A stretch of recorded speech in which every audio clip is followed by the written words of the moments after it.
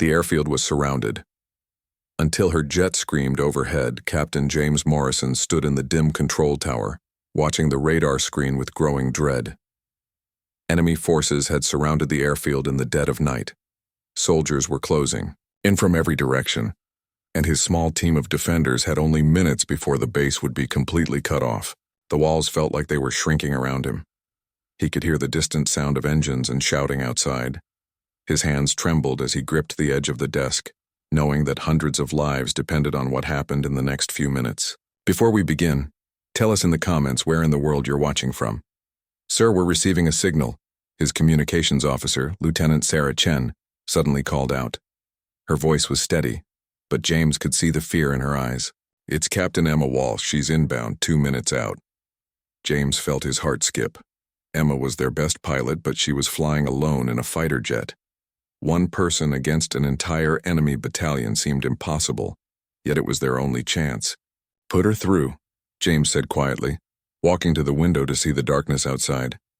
The base was surrounded by moving shadows and vehicle headlights cutting through the night. Emma's voice crackled through the radio, calm and focused. Control, this is Midnight 7. I see you down there. I count 23 enemy positions around the perimeter. I'm going to make some noise.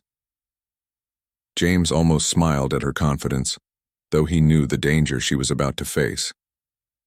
Emma, be careful out there, he said. We're counting on you. She didn't respond with words. Instead, there was only the distant hum of her jet engines in the distance, growing steadily louder. The enemy commander didn't hear her coming. He was too focused on the final assault, radioing his troops to move in for the kill. His forces were spread across the airfield's perimeter, hidden behind vehicles and in trenches. They were ready to advance. Then everything changed. The night exploded with sound. Emma's fighter jet tore through the sky above the airfield like a screaming eagle breaking the sound barrier at only 500 feet above the ground. The sonic boom alone rattled windows and shook the earth beneath the enemy's feet. Soldiers everywhere looked up in shock and fear. Emma made pass after pass over the enemy positions, not firing her weapons, but letting her jet do something even more powerful. She flew so close to the ground that dust swirled up behind her. She cut her engines and performed maneuvers that seemed to defy physics. She screamed toward enemy vehicles, pulling up at the last possible second, making the soldiers believe they were about to be hit. Every time she passed over them, panic spread through their ranks. In the control tower, James watched the radar with amazement. Emma was flying like she wasn't human, like she and her jet were one being dancing through the darkness. Before we begin, tell us in the comments where in the world you're watching from. But the enemy commander was still dangerous. He ordered his troops to open fire at the jet, and suddenly the night sky lit up with tracer fire, bullets and rockets shooting upward in desperate streams of light. Emma's jet was fast, but it wasn't untouchable. A rocket exploded near her wing, and James's stomach dropped. For a moment, there was nothing but static on the radio. "Emma, status!" he shouted, but she didn't answer. The control tower fell silent. Everyone held their breath. Then her voice came back, steady, but tight with pain. "I'm hit. Hydraulics are damaged. Engine 2 is failing." James felt like his chest was crushing him. Emma was wounded and alone in the sky. But she wasn't done. Instead of flying away to safety, she made one more pass over the airfield. This time, she used her lights to send a message in Morse code, flashing warnings to the enemy below. She was saying their base was sending reinforcements.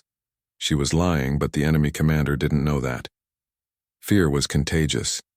When the enemy commander saw Emma's signals and heard the stories of her impossible flying, he made a choice. He believed that if one pilot could do that much damage alone, an entire squadron must be coming. He ordered his forces to retreat.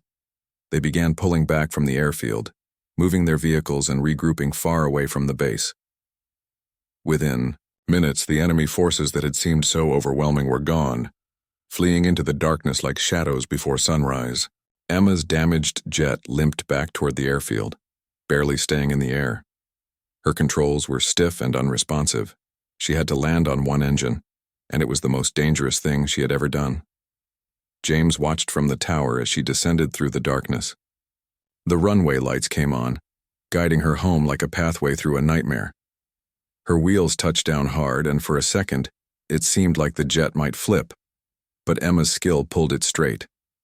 The jet rolled to a stop, smoking and damaged, but down. She was alive. When James got to the hangar, Emma was climbing out of the cockpit. Her flight suit was soaked with sweat, and there was a small cut on her forehead where she had hit the canopy frame. But she was smiling, that fierce smile of a warrior who had faced death and refused to back down. "You told me to be careful," she said to James as he walked toward her. "I was. I just didn't have much choice." James shook his head, still amazed. "You saved us all. You saved everyone here tonight." That night, the airfield that had been surrounded and lost became the place where hope won.